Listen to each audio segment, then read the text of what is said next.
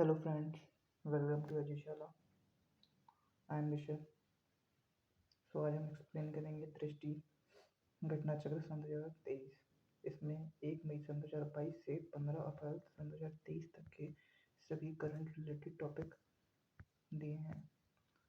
सबसे पहला टॉपिक हम स्टार्ट करेंगे राष्ट्रीय परिदृश्य। इसमें हम सबसे पहले देखेंगे आम आदमी पार्टी को मिला राष्ट्रीय दल का दर्जा। किसी भी पार्टी को राष्ट्रीय दल का दर्जा election symbol reservation and allotment order 1968 के तहत दिया जाता है। किसी भी दल को राष्ट्रीय दल का दर्जा देने के लिए 3 शर्तों में से किसी एक शर्त का पूरा होना जरूरी होता है। इसमें पहली शर्त होती है पार्टी ने लोकसभा चुनाव में न्यूनतम राज्यों में कुल वैध मत का 6% मत प्राप्त किया हो और लोकसभा को न्यूनतम 4 सीटों पर जीत भी दर्ज की हो। सेकंड पॉइंट है लोकसभा के पिछले आम चुनाव में उस पार्टी ने कुल सीटों की मिनिमम 2% सीटों पर विजय प्राप्त की हो और सदन में 3 राज्यों से दल के प्रत्याशी निर्वाचित हुए हों। इसी तरह तीसरा पॉइंट है पार्टी को 4 या अधिक राज्यों में राज्य स्तरीय दल की मान्यता प्राप्त हो। इन 3 शर्तों में से किसी एक भी शर्त को पूरा करने पर किसी भी पार्टी को राष्ट्रीय पार्टी का दर्जा मिल जाता है। 10 अप्रैल सन 2023 को भारत के इलेक्शन कमीशन ने दिल्ली के मुख्यमंत्री अरविंद केजरीवाल के नेतृत्व वाली आम आदमी पार्टी को राष्ट्रीय दल का दर्जा दिया गया था। इसी तरह अखिल भारतीय तृणमूल कांग्रेस AITMC, भारतीय कम्युनिस्ट पार्टी CPI तथा राष्ट्रवादी कांग्रेस पार्टी NCP इन तीनों पार्टियों से राष्ट्रीय दल का दर्जा वापस ले लिया था। इस तरह वर्तमान में कुल 6 पार्टियां हैं जिनके पास राष्ट्रीय दल का दर्जा प्राप्त है। इससे पहले यह संख्या 8 थी।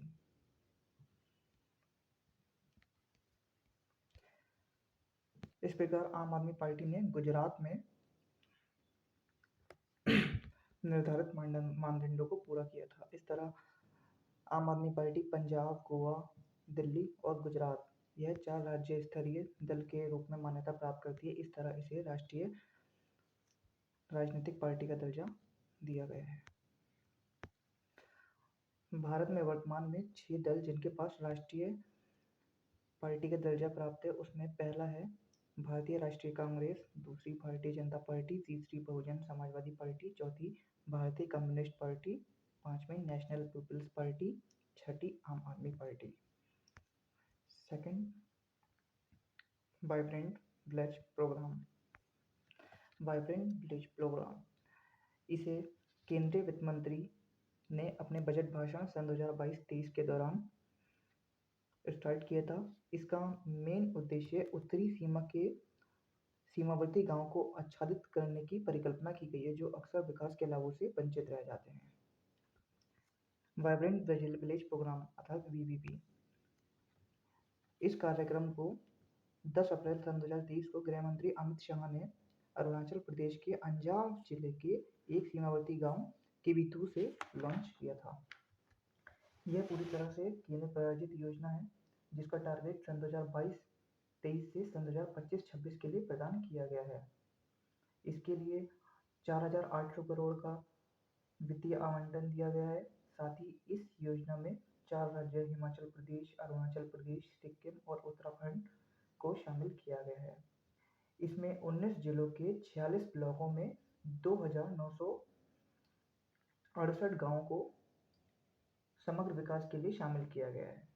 पहले चरण में प्राथमिकता के आधार पर 662 गांवों की पहचान की गई है जिसमें से 445 गांव अरुणाचल प्रदेश में स्थित हैं। ये स्कीम लाने का मेन उद्देश्य यह होगा कि इससे जीवन स्तर में सुधार होगा। साथ ही मूल स्थान पर रहने वाले लोगों को प्रोत्साहन मिलेगा। इस तरह उत्तरी पूर्व में पलायन को रोका जा सकता है। साथ ही ग्राम पंचायत की सहायता से जिला प्रशासन द्वारा इसे निर्मित किया जाएगा वाइब्रेंट विलेज प्रोग्राम को।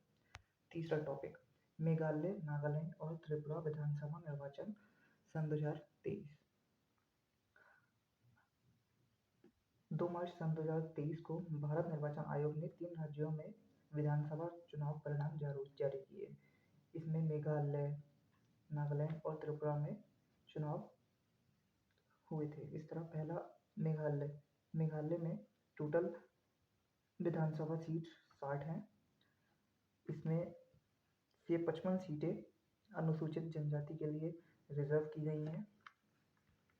मेघालय विधानसभा चुनाव में 86.69% मतदान दर्ज किया गया था। इसमें मेघालय में कोनराड के संगम के नेतृत्व वाली नेशनल पीपल्स पार्टी सबसे बड़ी पार्टी के रूप में उभर कर सामने आई। इस तरह मुख्यमंत्री के रूप में कोनराड के संगमा लगातार दूसरे कार्यकाल के लिए मुख्यमंत्री चुने गए थे। सेकंड स्टेट नागालैंड में विधानसभा सीट्स की संख्या 60, जिनमें से 59 सीट्स अनुसूचित जनजातियों के लिए रिजर्व हैं। इसमें नेशनल डेमोक्रेटिक प्रोग्रेसिव पार्टी, जो कि भारतीय जनता पार्टी की सहयोगी पार्टी थी, को जीत हासिल हुई है। साथ ही नागालैंड में पहली बार कोई महिला विधायक के रूप में भी निर्वाचित हुई है।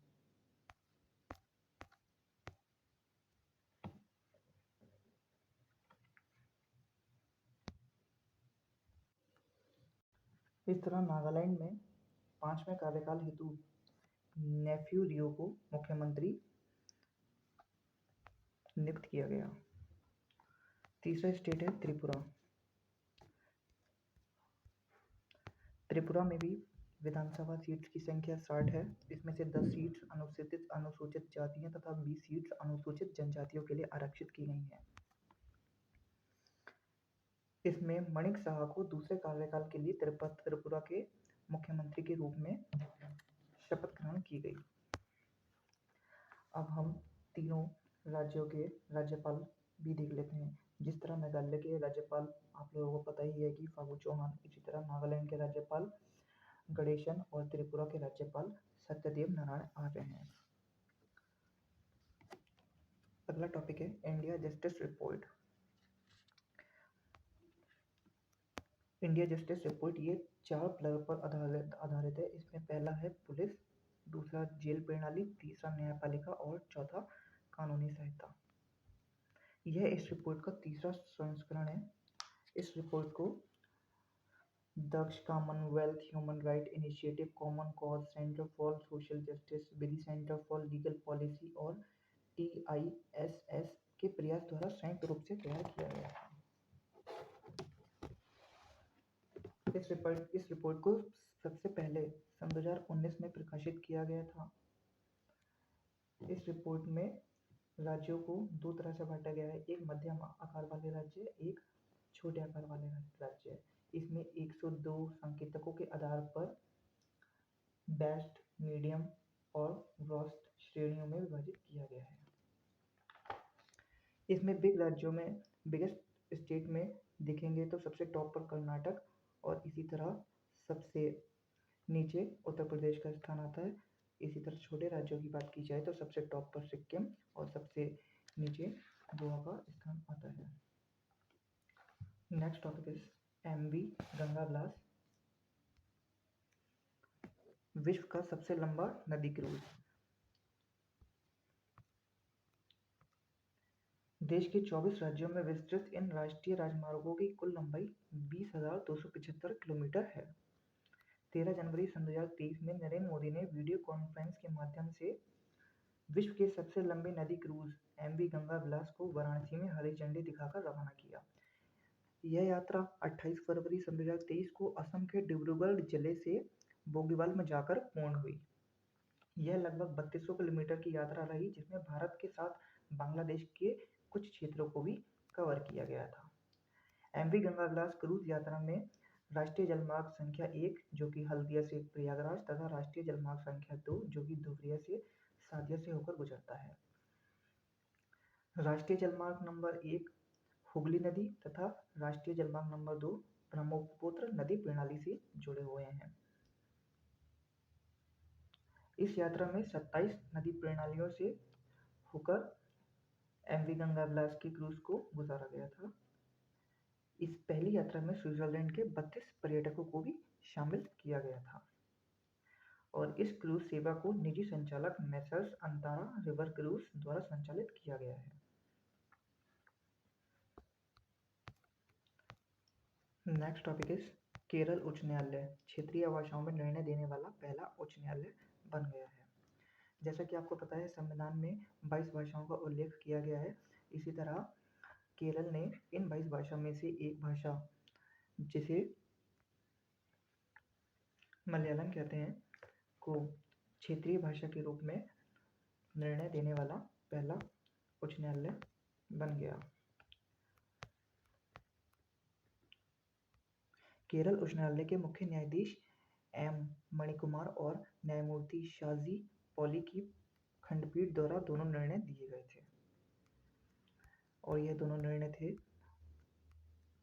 वाहन क्रय ऋण चेक डैम के निर्माण से संबंधित। नेक्स्ट टॉपिक है निर्वाचन आयुक्त की नियुक्ति पर उच्चतम न्यायालय का निर्णय। जैसा कि आपको पता है संविधान का आर्टिकल 324(2) यह मुख्य निर्वाचन आयुक्तों की नियुक्ति के संबंध में प्रावधान करता है। साथ ही संविधान में मुख्य निर्वाचन आयुक्त एवं निर्वाचन आयुक्तों की नियुक्ति की कोई विशिष्ट प्रक्रिया वर्णित नहीं की गई है। अब मुख्य निर्वाचन आयुक्त एवं मुख्य आयुक्तों की नियुक्ति प्रधानमंत्री के नेतृत्व में मंत्रिपरिषद की सलाह पर राष्ट्रपति द्वारा की जा रही है। इस निर्णय के बाद से अब इलेक्शन कमीशन की नियुक्ति के संबंध में एक समिति की सिफारिश पर राष्ट्रपति द्वारा की जाएगी। इस समिति में प्रधानमंत्री, लोकसभा के विपक्ष के नेता तथा भारत के मुख्य न्यायाधीश शामिल होंगे। यह मामला 5 संसदीय संविधान पीठ की अध्यक्षता में दिया गया था, जिसकी अध्यक्षता न्यायमूर्ति के.एम. जोसेफ द्वारा की गई थी। Next topic is annual status of education report सन 2022, जिसे शॉर्ट में एसर कहते हैं। Annual status of education report सन 2022 प्रथम फाउंडेशन द्वारा जारी किया जाता है। इसे सबसे पहले सन 2005 में जारी किया गया था, जो कि आसान पाठ पढ़ पाने और गणित में सक्षम तथा स्कूल जा रहे विद्यार्थियों इन सभी की जानकारी देता है। 18 जनवरी सन 2023 को एनुअल स्टेटस एजुकेशन रिपोर्ट सन 2022 जारी की गई थी। इस रिपोर्ट में 3 से 16 वर्ष की आयु वर्ग के बच्चों का नामांकन स्थिति दर्ज की गई। साथ ही 5 से 16 वर्ष आयु वर्ग के बच्चों की पढ़ने और गणित करने की बुनियादी क्षमताओं पर केंद्रित था। एसएल रिपोर्ट सन 2022 में भारत के 616 जिलों के 19,060 गांवों को शामिल किया गया था। इस रिपोर्ट की अगर महत्वपूर्ण बातों पर चर्चा की जाए तो इसमें 6 से 14 वर्ष आयु के बच्चों के नामांकन दर एनरोलमेंट रेशियो 15 वर्षों से 95% से ऊपर रहा है। यह आंकड़ा सन 2028 में 97.2% से बढ़कर वर्ष सन 2022 में 98.4% हो गया है। इसी तरह अनामांकित लड़कियों का आंकड़ा, अनामांकित लड़कियां मतलब कि ऐसी लड़कियां जो अभी भी स्कूल नहीं जा पा रही हैं, का आंकड़ा गिरकर 2% से कम हो गया, जो कि सन 2018 में 4.1% था। इसी तरह यह आंकड़ा उत्तर प्रदेश का 4% है, जो कि अभी भी काफी ज्यादा है। नेक्स्ट टॉपिक इज हुब्बल जंक्शन विश्व का सबसे लंबा rail platform. Shri Siddharudha Swami ji हुब्बल junction को सामान्यतः एस हुब्बल जंक्शन के नाम से भी जाना जाता है। सन 2015 में हुबली जंक्शन का नाम बदलकर हुब्बल जंक्शन कर दिया गया था। यह जंक्शन दक्षिण पश्चिमी रेलवे के तहत कर्नाटक में स्थित है। इसकी अगर लंबाई की बात की जाए तो यह 1507 मीटर लंबा है। इससे पहले यह खिताब उत्तर प्रदेश के गोरखपुर रेलवे स्टेशन स्थित प्लेटफॉर्म के नाम था, जिसकी लंबाई 1366.33 मीटर थी। विश्व के 5 सबसे लंबे प्लेटफॉर्म। विश्व के 5 सबसे लंबे प्लेटफॉर्म में से टॉप 4 प्लेटफॉर्म हमारे भारत में है। पहला Hubballi junction, Gorakhpur junction, Kollam junction और Kharagpur junction. Next topic is Vidisha 5G तकनीक को लागू करने वाला पहला आकांक्षी जिला। जिस तरह आपको पता है, आकांक्षी जिला कार्यक्रम सन 2018 में प्रधानमंत्री नरेंद्र मोदी द्वारा 112 डिस्ट्रिक्ट में लागू किया था। इनमें से यूपी के 8 जिले शामिल थे। पहला बहराइच, दूसरा बलरामपुर, तीसरा चंदौली, चौथा चित्रकूट, पांचवा फतेहपुर, छठा श्रावस्ती, सातवां सिद्धार्थनगर तथा सोनभद्र। कौन कौन से? बहराइच, बलरामपुर, चंदौली, चित्रकूट, फतेहपुर, श्रावस्ती, सिद्धार्थनगर तथा सोनभद्र। इन सभी डिस्ट्रिक्ट को एस्पिरेशनल डिस्ट्रिक्ट कहा जाता है। एस्पिरेशनल डिस्ट्रिक्ट मतलब कि जो अभी भी विकास में काफ़ी पिछड़े हुए हैं। इन डिस्ट्रिक्टों में एक डिस्ट्रिक्ट विदिशा, जो कि 5G तकनीक को लागू करने वाला पहला आकांक्षी जिला बन गया है।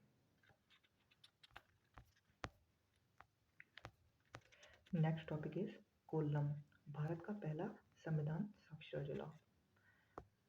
14 जनवरी सन 2023 को केरल के कोल्लम को भारत का पहला संविधान साक्षर जिला घोषित किया गया है।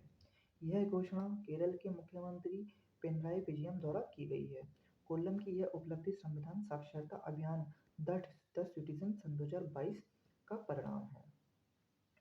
भारत का पहला संविधान साक्षर जिला अर्थात इसका मतलब है कि संविधान साक्षर मतलब कि वहाँ पर रहने वाले अधिकतर लोगों को संविधान में लिखे अधिकारों के बारे में जागरूकता होगी। इस अभियान में द सिटीजन सन 2022 की हेल्प ली गई है। इस तरह केरल के 23 लाख लोगों को संविधान के विभिन्न पहलुओं पर शिक्षित किया गया है। इस अभियान के अंतर्गत लगभग 2000 प्रशिक्षकों को सीनेटर कहा गया। नेक्स्ट टॉपिक इज राष्ट्रीय ग्रीन हाइड्रोजन मिशन NGHM। प्रधानमंत्री नरेंद्र मोदी ने 2047 तक भारत को एक ऊर्जा स्वतंत्र राष्ट्र के रूप में रूपांतरित करने का लक्ष्य निर्धारित किया गया है, जिसमें हम पेट्रोल जीवाश्म पर आधारित विकल्पों को हटाते हुए हरित हाइड्रोजन पर अधिक से अधिक निर्भरता बनाएंगे। भारत ने सन 2070 तक शुद्ध शून्य नेट जीरो उत्सर्जन हासिल करने का लक्ष्य भी निर्धारित किया गया है। इसमें जो नेट जीरो उत्सर्जन हासिल है, इसका मतलब ये नहीं होता है कि अब हम कार्बन का उत्सर्जन नहीं करेंगे या फिर करना बंद कर देंगे। अर्थात इसका मतलब ये होता है कि जितना हम कार्बन का उत्सर्जन करेंगे उतना ही हम उसे कवर करने का भी प्रयास करेंगे। इसमें नेशनल राष्ट्रीय ग्रीन हाइड्रोजन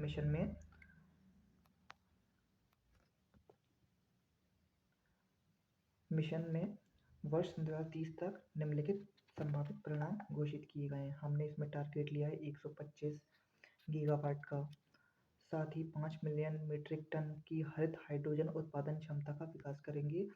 इसमें 8 लाख करोड़ रुपए से अधिक का कुल निवेश है, जिसमें 6 लाख से अधिक रोजगारों का सृजन किया जाएगा। कुल मिलाकर 1 लाख करोड़ रुपए से अधिक जीवाश्म ईंधन के आयात में कमी की जाएगी। वार्षिक ग्रीन हाउस उत्सर्जन में लगभग 50 मिलियन मीट्रिक टन की कमी होगी। राष्ट्रीय हरित हाइड्रोजन मिशन के उद्देश्य हैं भारत को विश्व में ग्रीन हाइड्रोजन की अग्रणी उत्पादक एवं आपूर्तिकर्ता बनाना, ग्रीन हाइड्रोजन तथा इसके व्युत्पन्न के लिए निर्यात अवसरों का सृजन करना, आयातित जीवाश्म ईंधन पर निर्भरता में कमी करना, स्वदेशी विनिर्माण क्षमताओं का विकास करना, साथ ही साथ निवेश एवं व्यापार के अवसरों को आकर्षित करना और अनुसंधान एवं विकास जैसी योजनाओं को बढ़ावा देना। नेक्स्ट टॉपिक है वायनाड, सभी जनजातीय लोगों को बुनियादी दस्तावेज प्रदान करने वाला पहला जिला बना। अर्थात वायनाड में Akshaya big campaign for document digitalisation अर्थात ABCD नामक अभियान केरल के वायनाड जिला प्रशासन द्वारा संचालित किया गया। इन दस्तावेजों को डिजिलॉकर के माध्यम से डिजिटलीकृत किया गया है, जिससे भौतिक दस्तावेजों के खोने या नष्ट होने की स्थिति में लाभार्थी उन्हें आसानी से प्राप्त कर सकेंगे। अर्थात वायनाड को एक ऐसा जिला बना दिया गया है जिसके पास लगभग हर व्यक्ति के पास डिजिलॉकर में अपने सभी दस्तावेज सेफ हैं, जिनका वह यूज़ कभी भी कर सकता है। नेक्स्ट टॉपिक इज भारत की सबसे लंबी एस्केप टनल। जम्मू कश्मीर को एक वैकल्पिक एवं विश्वसनीय परिवहन प्रणाली उपलब्ध कराने के उद्देश्य से भारत सरकार ने उधमपुर से बारामूला तक 272 किलोमीटर लंबी रेलवे लाइन के निर्माण की योजना शुरू की है। यह रेलवे लाइन कश्मीर घाटी की शेष भारत से जोड़ेगी। इस रेलवे लाइन का निर्माण Udhampur Srinagar Baramulla rail link project के तहत किया जा रहा है। इसे हमने 4 खंडों में डिवाइड किया है। खंड 1 उधमपुर कटरा, खंड 2 कटरा बनिहाल, खंड 3 बनिहाल काजीगुंड और खंड 4 काजीगुंड से बारामूला, अर्थात उधमपुर से बारामूला तक 2072 किलोमीटर। यह एस्केप टनल लगभग 38 सुरंगों से होकर गुजरेगी। इसमें सबसे लंबी सुरंग T49 जिसकी लंबाई 12.75 किलोमीटर है। यह देश की सबसे लंबी परिवहन सुरंग है।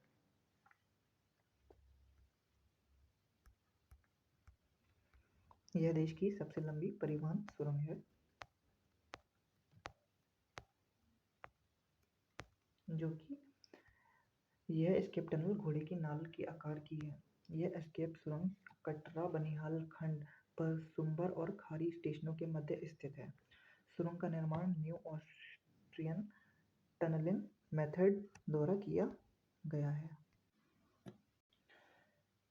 नेक्स्ट टॉपिक है तमिलनाडु, स्वयं का जलवायु परिवर्तन मिशन शुरू करने वाला पहला राज्य। 9 दिसंबर सन 2022 को तमिलनाडु स्वयं का जलवायु परिवर्तन मिशन शुरू करने वाला पहला राज्य बन गया है। इस मिशन को शुरू करने की घोषणा मुख्यमंत्री M.K. स्टालिन द्वारा तमिलनाडु क्लाइमेट समिट के दौरान की गई थी। जलवायु परिवर्तन पर राष्ट्रीय मिशन। 30 जून सन 2008 को भारत सरकार ने जलवायु परिवर्तन पर राष्ट्रीय कार्य योजना को लॉन्च किया था, जिसमें जलवायु परिवर्तन पर 8 राष्ट्रीय मिशनों को शामिल किया गया था। ये 8 मिशन हैं: राष्ट्रीय सौर मिशन, उन्नत ऊर्जा दक्षता के लिए राष्ट्रीय मिशन, सतत पर्यावरण तथा राष्ट्रीय मिशन, राष्ट्रीय जल मिशन, पारिस्थितिकी तंत्र को बनाए रखने के लिए राष्ट्रीय मिशन, हरित भारत के लिए राष्ट्रीय मिशन, सतत कृषि के लिए राष्ट्रीय मिशन, जलवायु परिवर्तन के लिए सामरिक ज्ञान पर राष्ट्रीय मिशन। नेक्स्ट टॉपिक है धर्मदम, भारत का पहला पूर्ण पुस्तकालय निर्वाचन क्षेत्र। केरल के कन्नूर जिले में स्थित है यह धर्मदम, भारत का पहला पूर्ण पुस्तकालय निर्वाचन क्षेत्र। प्रत्येक स्थानीय निकाय वार्ड में पुस्तकालय है, अर्थात यह देश का पहला ऐसा विधानसभा निर्वाचन क्षेत्र है जिसके प्रत्येक स्थानीय निकाय वार्ड में पुस्तकालय है।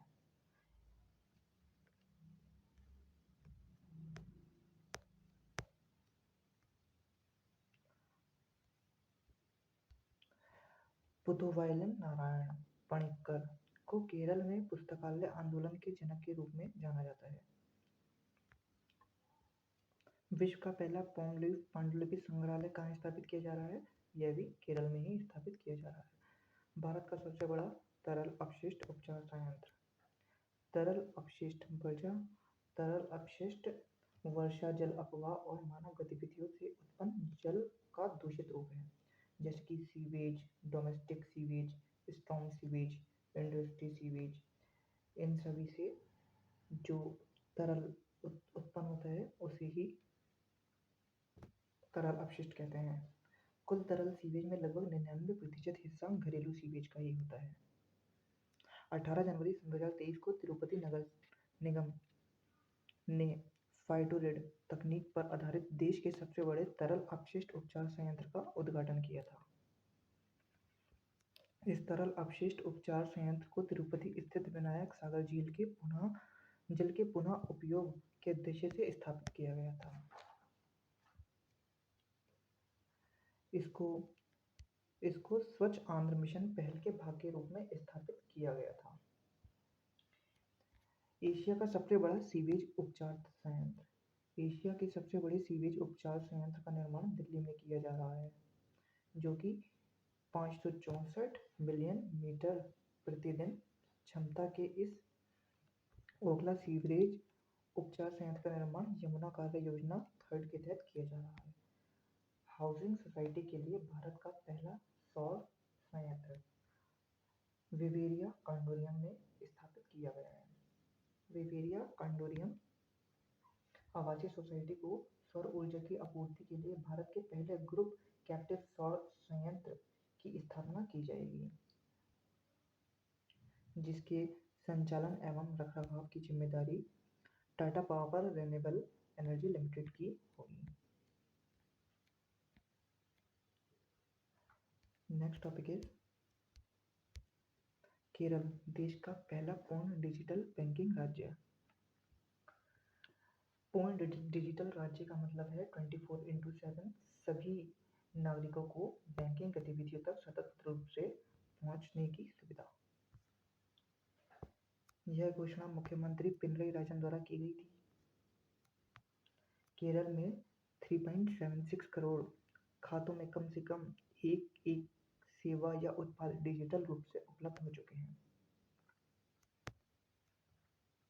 गौरतलब है कि वर्ष सन 2021 में त्रिशूर इस योजना के तहत डिजिटल बैंकिंग लागू करने वाला केरल का पहला जिला बना था। स्मार्ट कार्यक्रम, सबसे पहले हम बात करते हैं स्मार्ट की full form. Smart, scope for mainstreaming ayurvedic research in teaching professionals. अर्थात इसके अंतर्गत ऑस्टियोआर्थराइटिस, एनीमिया, मोटापा, मधुमेह, मेलिटिस आदि अनुसंधान विचारों को बढ़ावा देने पर ध्यान केंद्रित किया जाएगा। 2 जनवरी 2023 को देश में आयुर्वेद के क्षेत्र में अनुसंधान एवं विकास को बढ़ावा देने के लिए स्मार्ट कार्यक्रम प्रारंभ किया गया था। स्मार्ट कार्यक्रम ये NCISM national commission for Indian system of medicine CCRAS central council for research in Ayurvedic science ने संयुक्त रूप से प्रारंभ किया था, जो कि आयुष मंत्रालय के अधीनस्थ एक प्रमुख संस्थान है। सामाजिक प्रगति सूचकांक 2022, भारत के राज्य एवं जिले। इसकी शुरुआत 2024 में हुई थी। इसमें 3 आयाम हैं: बुनियादी मानवीय आवश्यकता, रहन सहन के बेहतर तरीकों के आधार, अवसर। ठीक है, इसमें सामाजिक प्रगति सूचकांक 2022, भारत के राज्य एवं जिले। इसे बनाने में हेल्प ली गई थी institute for competitiveness plus Washington DC स्थित सोशल प्रोग्रेसिव इम्पेरेटिव संस्थान की। इसमें 36 राज्यों के 707 जिलों को शामिल किया गया है। प्रगति को 6 स्तरों के तहत रैंक प्रदान की गई है, जिसमें स्तर 1 है अधिक उच्चतर सामाजिक शिक्षा, इसी तरह उच्च सामाजिक प्रगति, ऊपरी मध्य सामाजिक प्रगति, निम्न मध्य सामाजिक प्रगति, निम्न सामाजिक प्रगति एंड अत्यधिक निम्न सामाजिक प्रगति। देश भर में पुदुचेरी को सर्वाधिक SPI स्कोर के साथ पहला स्थान प्राप्त हुआ है। इसी तरह झारखंड लास्ट। अगर हम यूपी की बात करेंगे तो यूपी स्तर 5 में शामिल है।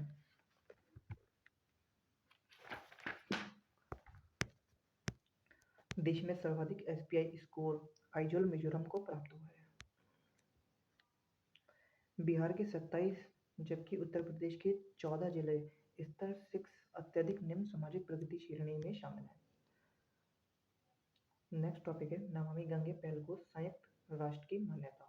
अर्थात नमामि गंगे जो पहल थी उसे संयुक्त राष्ट्र द्वारा मान्यता प्राप्त कर दी गई है। यह स्कीम सन 2014 में स्टार्ट की गई थी, जिसके 2 प्रमुख उद्देश्य थे: राष्ट्रीय नदी गंगा में प्रदूषण का प्रभावी उपशमन एवं राष्ट्रीय नदी गंगा का संरक्षण एवं पुनरुद्धार। यह 100% सेंट्रल स्पॉन्सर स्कीम है। यह मिशन सन 2026 तक प्रभावी है। अगर हम इसमें याद रखने योग्य बातें करें तो 13 दिसंबर सन 2022 को संयुक्त राष्ट्र ने गंगा नदी पुनरुद्धार नमामि गंगे पहल को प्राकृतिक विश्व को पुनर्जीवित करने वाली विश्व की 10 शीर्षस्थ पुनर्स्थापन फ्लैगशिप स्कीमों में से एक के रूप में मान्यता प्रदान की गई है। यह घोषणा कब की गई थी? मॉन्ट्रियल प्रोटोकॉल की 15वीं बैठक CBDCOP 15 के अंतर्गत नमामि गंगे सहित कुल 10 पहलों को संयुक्त राष्ट्र विश्व पुनर्स्थापन फ्लैगशिप पहल घोषित किया गया है। इससे हमें फ़ायदा यह होगा कि अब हमें इस स्कीम में यूनेप एंड FAO की हेल्प मिल जाएगी।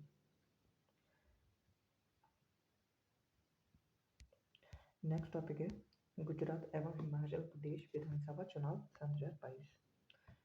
गुजरात में हाल फिलहाल में 14वीं विधानसभा की कार्यकाल की समाप्ति के बाद तथा हिमाचल प्रदेश की 13वीं विधानसभा कार्यकाल की समाप्ति के बाद निर्वाचन आयोग ने चुनाव की घोषणा की थी। सबसे पहले हम बात करते हैं गुजरात में। जैसा कि आपको पता है गुजरात में 182 सीट्स हैं, उनमें से 13 सीट्स अनुसूचित जाति तथा 27 सीट्स अनुसूचित जनजातियों के लिए आरक्षित हैं। गुजरात में भारतीय जनता पार्टी को बहुमत प्राप्त हुआ है। भारतीय जनता पार्टी लगातार 7वीं बार गुजरात में जीत हासिल की है। इसे अभी तक की सबसे ज़्यादा सीटें 182 में से 156 सीटें प्राप्त हुई थीं। इसी तरह गुजरात की राजनीति में आम आदमी पार्टी का भी प्रवेश इसी चुनाव के दौरान हुआ था। 12 दिसंबर सन 2022 को भूपेंद्र पटेल ने गुजरात के मुख्यमंत्री के रूप में शपथ ग्रहण की थी। नेक्स्ट है हिमाचल प्रदेश। हिमाचल प्रदेश में विधानसभा सीट्स की संख्या है 68, जिसमें से 17 सीट अनुसूचित जाति तथा 3 सीट अनुसूचित जनजाति के लिए आरक्षित हैं। हिमाचल प्रदेश विधानसभा चुनाव सन 2022 में कुल 75.6% मतदान हुआ। यह अभी तक का हिमाचल प्रदेश का सर्वाधिक मतदान था। विश्व के सबसे ऊंचे मतदान स्टेशन ताशीगंग में 100% मतदान दर्ज किया गया था, जो कि काफ़ी इम्पोर्टेंट न्यूज़ है। इसी तरह हम बात करेंगे हिमाचल प्रदेश के मुख्यमंत्री सुखविंदर सिंह सुक्खू हिमाचल प्रदेश के नए मुख्यमंत्री के रूप में शपथ ग्रहण की थी इन्होंने। नेक्स्ट टॉपिक है हिमालयी याक को खाद्य पशु को दर्जा। हाल ही में हिमालयी याक को खाद्य पशु को दर्जा दिया गया है। भारत में यह लद्दाख, जम्मू एवं कश्मीर, सिक्किम, अरुणाचल प्रदेश, हिमाचल प्रदेश, पश्चिम बंगाल एवं उत्तराखंड में पाए जाते हैं। 20वीं पशुगणना सन 2019 के अनुसार भारत में लगभग 58,000 याक थे, जिनकी संख्या पिछली जनगणना के हिसाब से 24.67% कम हो गई है। हिमालय याक को खाद्य पशु का दर्जा दिया गया है, जो कि किसके द्वारा दिया गया है? Food safety and standard authority of India अर्थात फसाई के द्वारा। नेक्स्ट टॉपिक है प्रयागराज, आगरा और गाजियाबाद में पुलिस कमिश्नर आयुक्त प्रणाली लागू की गई है। जैसा कि आपको पता है 7वीं अनुसूची के अंतर्गत पुलिस को राज्य सूची के अंतर्गत रखा गया है। उत्तर प्रदेश के 3 नए जिले प्रयागराज, गाजियाबाद एवं आगरा को पुलिस आयुक्त प्रणाली के तहत शामिल किया गया है। इस तरह अब उत्तर प्रदेश में 7 जिले हो गए हैं जिनमें पुलिस आयुक्त प्रणाली शामिल है। इन 7 जिलों के नाम हैं लखनऊ, गौतम बुद्ध नगर, कानपुर, वाराणसी, गाजियाबाद, आगरा एवं प्रयागराज। कौन कौन से? लखनऊ, गौतम बुद्ध नगर, कानपुर, वाराणसी, गाजियाबाद, आगरा और Prayagraj. Next topic is statue of prosperity. Kempegowda Vijayanagara साम्राज्य के अधीन 16वीं शताब्दी में एक सामंती शासक थे। इन्हें आधुनिक बेंगलोर का संस्थापक भी माना जाता है। 11 नवंबर सन 2022 को प्रधानमंत्री नरेंद्र मोदी ने बेंगलुरु में श्रीनाथ प्रभु कैंपेगौड़ा की प्रतिमा का अनावरण किया था। यह प्रतिमा बेंगलुरु अंतर्राष्ट्रीय हवाई अड्डा में स्थापित की गई है, जिसे स्टैचू ऑफ प्रॉस्पेरिटी का नाम दिया गया है। यह एक कांस्य प्रतिमा है जिसकी हाइट 108 फीट है। इसके शिल्पकार रामवी सुतार थे, जिसने स्टैचू ऑफ यूनिटी की डिजाइन भी तैयार की थी। इसी के अलावा हम और स्टैचूज देखते हैं जो भी हाल फिलहाल में बनाए गए हैं। स्टैचू ऑफ बिलीफ, जो कि भगवान शिव से संबंधित है, जो कि राजस्थान के राजसमंद जिले में नाथद्वारा नगर में स्थापित की गई है। इसे स्टैचू ऑफ बिलीफ या विश्वास स्वरूपम का नाम दिया गया है। यह 369 फीट ऊंची है, जो कि 3000 टन इस्पात तथा 2.5 लाख टन कंक्रीट से बनी है। नेक्स्ट है स्टैचू ऑफ पीस। 16 नवंबर सन 2022 को प्रधानमंत्री नरेंद्र मोदी ने स्टैचू ऑफ पीस का अनावरण किया। यह जैनाचार्य श्री विजय वल्लभ सूरीश्वरम जी महाराज की प्रतिमा है, जो कि 151 इंच है। यह प्रतिमा अष्टधातु की बनी हुई है और इसका निर्माण राजस्थान में जैतपुरा स्थित विजय वल्लभ साधना केंद्र में किया गया था। नेक्स्ट है statue of equality. Statue of equality की स्थापना 5 फरवरी सन 2022 को प्रधानमंत्री नरेंद्र मोदी द्वारा की गई थी। यह स्टैचू ऑफ इक्वलिटी रामानुजाचार्य से संबंधित है, जिसकी स्थापना हैदराबाद में की गई थी। यह 216 फीट ऊंची है। यह 5 धातु स्वर्ण, चांदी, तांबा, पीतल एवं जस्ता से बनी हुई है। स्टैचू ऑफ इक्वलिटी बैठी हुई मुद्रा में विश्व की दूसरी सबसे ऊंची प्रतिमा है। थाईलैंड स्थित ग्रेट बुद्धा को बैठी हुई मुद्रा में विश्व की सबसे ऊंची प्रतिमा माना जाता है, जिसकी हाइट 302 फीट है। इसी के साथ next statue of dignity. Statue of dignity की स्थापना अयोध्या जनपद में की गई है, जो कि मुख्यमंत्री योगी आदित्यनाथ द्वारा की गई थी। यह स्टैचू ऑफ डिग्निटी भी स्वामी रामानुजाचार्य की प्रतिमा से संबंधित है। नेक्स्ट है statue of peace Jammu Kashmir, जिसकी स्थापना अमित शाह द्वारा की गई थी। यह स्वामी रामानुजाचार्य से संबंधित है, जिनमें शुद्ध सफ़ेद मकराना संगमरमर का इस्तेमाल किया गया है। Next topic is Uttar Pradesh का पहला ईट राइट स्टेशन।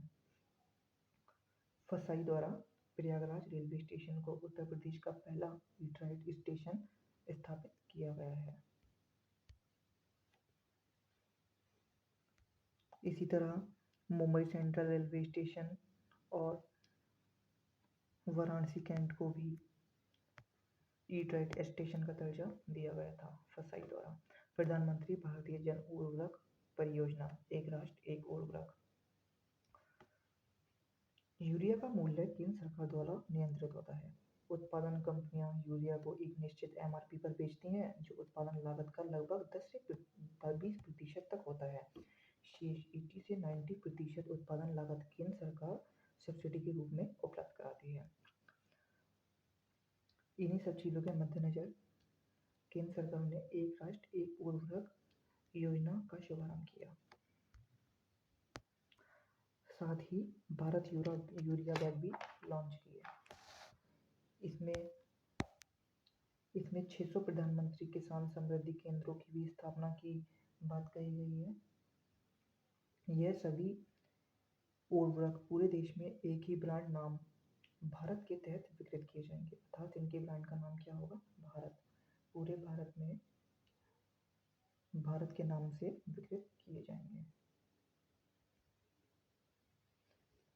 इसमें शेष 2/3 स्थान पर भारत ब्रांड नाम और पीएम भारतीय जन उर्वरक परियोजना के लोगों को दिखाना अनिवार्य होगा।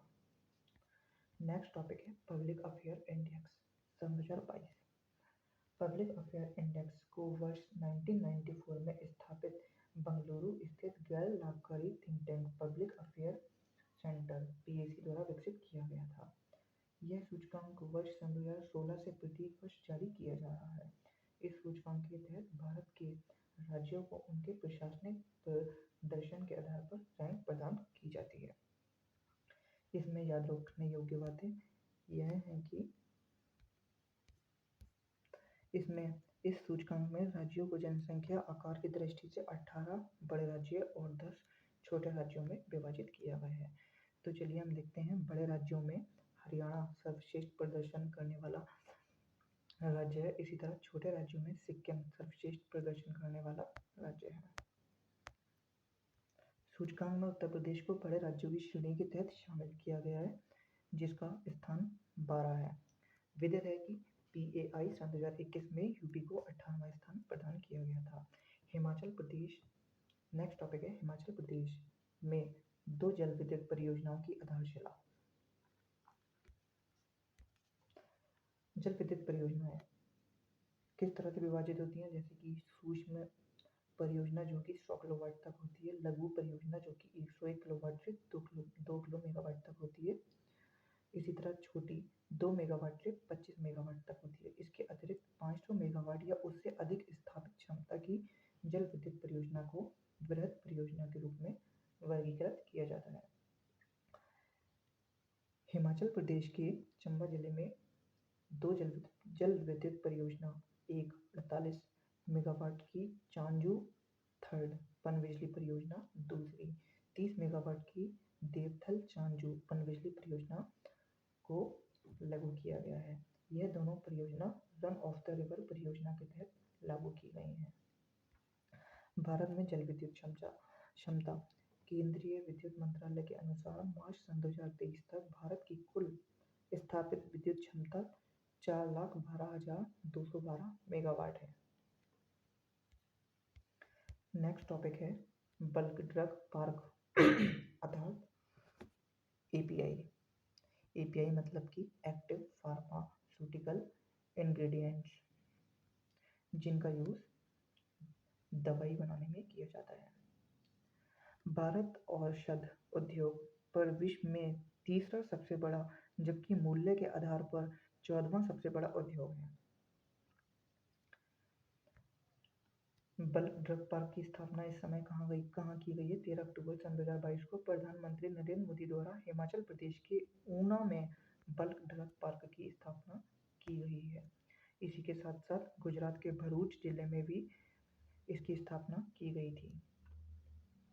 1 सितंबर सन 2022 को औषध विभाग ने बल्क ड्रग पार्कों को बढ़ावा देने के लिए 3 राज्य हिमाचल प्रदेश, गुजरात और आंध्र प्रदेश को बल्क ड्रग पार्कों की स्थापना की सैद्धांतिक मंजूरी प्रदान की थी। नेक्स्ट टॉपिक है मोडेरा, पहला 24x7 सौर ऊर्जा संचालित गांव।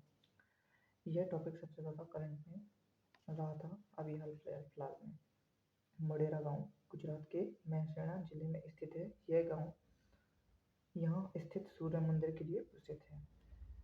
यह रूपेण नदी की सहायक नदी पुष्पावती के तट पर स्थित है। इस मंदिर का निर्माण चालुक्य वंश के द्वारा भीमप्रथम शासक ने किया था।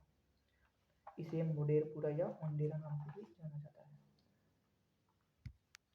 9 से 11 अक्टूबर सन 2022 के मध्य प्रधानमंत्री नरेंद्र मोदी ने गुजरात का दौरा किया था। इसी दौरान मोडेरा को भारत का पहला 24 घंटे सौर ऊर्जा से संचालित गांव घोषित किया था। प्रधानमंत्री मोडेरा स्थित सूर्य मंदिर में हेरिटेज लाइटिंग का भी उद्घाटन किया था। इस प्रकार यह मंदिर भारत का पहला ऐसा विरासत स्थल बन गया जो पूर्णतः सौर ऊर्जा द्वारा संचालित है।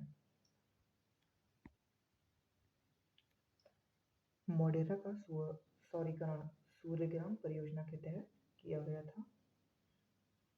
यह पहला ऐसा गांव है जहां सौर ऊर्जा संचालित अत्याधुनिक इलेक्ट्रिक वाहन चार्जिंग स्टेशन भी स्थापित किए हैं। स्वच्छता ही सेवा सन 2022 और सुजलम 1.0 तथा 2.0 अवार्ड। चलिए देखते हैं ये अवार्ड किन किन राज्यों को प्रदान किए गए हैं। 2 अक्टूबर सन 2022 को स्वच्छ भारत दिवस सन 2022 के अवसर पर स्वच्छता ही सेवा सन 2022 सुजलम 1.0 एवं 2.0 के तहत सर्वश्रेष्ठ प्रदर्शन करने वाले राज्यों एवं केंद्र शासित प्रदेशों को पुरस्कृत किया गया था। इसके अतिरिक्त ठोस एवं तरल अपशिष्ट प्रबंधन के नवाचार प्रौद्योगिकी हेतु स्टार्टअप ग्रैंड चैलेंज के विजेताओं की भी घोषणा की गई थी। इसमें हम सबसे पहले देखते हैं स्वच्छता ही सेवा अवार्ड किसे प्रदान किया गया था। तो इसमें सबसे पहले कर्नाटक को। इसी तरह सुजलम अवार्ड सुजलम 1.0 मध्य प्रदेश तथा सुजलम 2.0 कर्नाटक को दिए गए थे। नेक्स्ट टॉपिक है स्वच्छ सर्वेक्षण ग्रामीण सन 2022। पेयजल एवं स्वच्छता विभाग वर्ष सन 2018 से स्वच्छ सर्वेक्षण ग्रामीण को संचालित कर रहा है। इसमें 33 राज्य एवं केंद्र शासित प्रदेशों को शामिल किया गया है। देश भर में 23 राज्य एवं केंद्र शासित प्रदेशों की समस्त रैंकिंग में उत्तर प्रदेश को 18वां स्थान प्राप्त हुआ है। चलिए देखते हैं इसमें शीर्ष 3 बड़े राज्य कौन से हैं। शीर्ष 3 बड़े राज्य हैं तेलंगाना, हरियाणा, तमिलनाडु। इसी तरह शीर्ष 3 छोटे राज्य, शीर्ष 3 यूनियन टेरिटरीज हैं अंडमान एंड निकोबार द्वीप समूह, दादरा एवं नागर हवेली और दमन एंड दीव, और तीसरा है सिक्किम। शीर्ष 3 जिलों में पहला है भिवानी जो कि हरियाणा में स्थित है। इसमें उत्तर प्रदेश को कौन से अवार्ड दिए गए थे वो भी देख लेते हैं। मोबाइल ऐप एवं वेब पोर्टल के माध्यम से सर्वाधिक भागीदारी वाला राज्य उत्तर प्रदेश था। इसी तरह मोबाइल ऐप एवं वेब पोर्टल के माध्यम से सर्वाधिक भागीदारी वाला जिला कानपुर देहात था। नेक्स्ट टॉपिक है स्वच्छ सर्वेक्षण सन 2022। 1 अक्टूबर सन 2022 को राष्ट्रपति द्रौपदी मुर्मू ने स्वच्छ सर्वेक्षण सन 2022 के परिणाम घोषित किए गए हैं। यह इस तरह का 7वां संस्करण था। इसमें देखते हैं स्वच्छ सर्वेक्षण सन 2022 में राष्ट्रीय स्तर पर लगातार छठी बार इंदौर को भारत का सबसे स्वच्छ शहर घोषित किया गया है। शीर्ष 10 शहर रैंकिंग जिनकी जनसंख्या 1 लाख से अधिक है। पहला है इंदौर मध्य प्रदेश, दूसरा है सूरत गुजरात, तीसरा है नवी मुंबई महाराष्ट्र। इसी तरह शीर्ष 5 शहर 1 लाख जनसंख्या श्रेणी में। पहला है तिरुपति आंध्र प्रदेश, दूसरा है मैसूर कर्नाटक, तीसरा है दिल्ली। इस श्रेणी में ईटानगर को अंतिम स्थान प्राप्त हुआ था। शीर्ष 5 राज्य यूएलपी इसमें 100 शहरी स्थानीय निकायों से कम में पहला स्थान प्राप्त किया है त्रिपुरा ने। 100 शहरी स्थानीय निकायों से अधिक में पहला स्थान प्राप्त किया है मध्य प्रदेश ने। इसके अलावा प्रेरक दौड़ सम्मान के तहत 3 शहरों यथा सूरत गुजरात, इंदौर मध्य प्रदेश तथा नवी मुंबई महाराष्ट्र को प्लेटिनम श्रेणी में वर्गीकृत किया गया है। प्रेरक दौड़ सम्मान के तहत गोल्ड श्रेणी में उत्तर प्रदेश के गौतम बुद्ध नगर को भी शामिल किया है। तिरुपति आंध्र प्रदेश को सफाई मित्र सुरक्षा चुनौती में सर्वश्रेष्ठ शहर पुरस्कार दिया है। शीर्ष 5 गंगा नहर 1 लाख से कम जनसंख्या जहाँ है वह पहला बिजनौर उत्तर प्रदेश, दूसरा है कन्नौज उत्तर प्रदेश। 1 लाख से अधिक जनसंख्या वाले में पहला है हरिद्वार, दूसरा है वाराणसी उत्तर प्रदेश।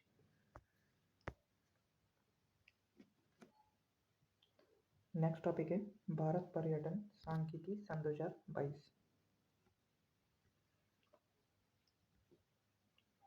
27 सितंबर सन 2022 को विश्व पर्यटन दिवस के अवसर पर भारत के उपराष्ट्रपति जगदीप धनखड़ ने भारत पर्यटन सांख्यिकी सन 2022 नामक रिपोर्ट जारी की थी। ये आंकड़े पर्यटन मंत्रालय के अधीन वार्षिक आधार पर जारी किए जाते हैं। यह इस रिपोर्ट का 63वां संस्करण है। देखते हैं इसमें कौन से याद रखने योग्य बातें हैं। सन 2021 में भारत में 7 मिलियन अंतर्राष्ट्रीय पर्यटक आए, जिसमें 1.52 मिलियन विदेशी पर्यटक और 5.48 मिलियन एनआरआई शामिल थे। वर्ष सन 2020 की तुलना में वर्ष सन 2021 में भारत में अंतर्राष्ट्रीय पर्यटन आगमन में 10.6% की वृद्धि दर्ज की गई थी। वर्ष सन 2021 में भारत में विदेशी पर्यटक आगमन में शीर्ष 5 देश सबसे ज़्यादा जहाँ से विदेशी पर्यटक आए थे वह है यूएसए, दूसरा बांग्लादेश, तीसरा यूके, चौथा कनाडा, पांचवा नेपाल। इसी तरह वर्ष सन 2021 के दौरान भारतीय नागरिकों के लिए शीर्ष 5 गंतव्य पहला है संयुक्त अरब अमीरात, दूसरा है यूएसए, तीसरा है कतर, चौथा है ओमान, पांचवा है यूके। विदेशी पर्यटक आगमनों की संख्या में शीर्ष 10 राज्य केंद्र शासित प्रदेशों का प्रतिशत हिस्सा कौन सा है। इसमें सबसे ज़्यादा पर्यटक पंजाब में आए थे 29.22%, इसी तरह दूसरा महाराष्ट्र और तीसरा दिल्ली। घरेलू पर्यटक यात्राओं में शीर्ष 10 राज्य तथा केंद्र शासित प्रदेशों की हिस्सेदारी। सबसे ज़्यादा तमिलनाडु, दूसरा उत्तर प्रदेश, तीसरा आंध्र प्रदेश। नेक्स्ट टॉपिक है पीएम श्री स्कूल योजना, जो कि 7 सितंबर सन 2022 को प्रधानमंत्री नरेंद्र मोदी द्वारा शुरू की गई थी। इस योजना का टारगेट 5 वर्षों का है, सन 2022-23 से सन 2026-27 के दौरान, जो कि संज्ञानात्मक विकास पर आधारित होगा। इसमें 14,500 से अधिक स्कूलों के विकास की नई योजनाएं बनाई जाएंगी। साथ ही उसमें नई शिक्षा नीति को भी शामिल किया जाएगा। इसके तहत पर्यावरण अनुकूल पहलू जैसे कि सौर पैनल, एलईडी लाइट्स, प्राकृतिक खेती युक्त पोषण वाटिका, अपशिष्ट प्रबंधन को भी शामिल किया जाएगा। साथ ही स्कूल गुणवत्ता आकलन फ्रेमवर्क को भी तैयार किया जाएगा। इसमें जो हमें हेल्प मिलेगी वो मिलेगी केवीएस केंद्रीय विद्यालय संगठन और एनवीएस नवोदय विद्यालय संगठन द्वारा।